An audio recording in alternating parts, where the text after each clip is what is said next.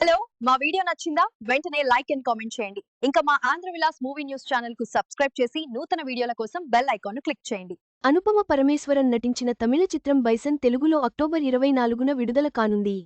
ధ్రువ్ విక్రమ్ హీరోగా నటించిన ఈ సినిమా తమిళంలో మంచి ఆదరణ దక్కించుకుంది. ఈ నేపథ్యంలో తెలుగు రిలీజ్పై అనుపమ పరమేశ్వరన్ ఆసక్తికర వ్యాఖ్యలు చేసింది. అనుపమ పరమేశ్వరన్ నటించిన లేటెస్ట్ తమిళ చిత్రం బైసన్. చియాన్ విక్రమ్ కుమారుడు ధ్రువ్ విక్రమ్ హీరోగా తెరకెక్కిన ఈ సినిమా కబడ్డీ నేపథ్యంలో సాగుతుంది.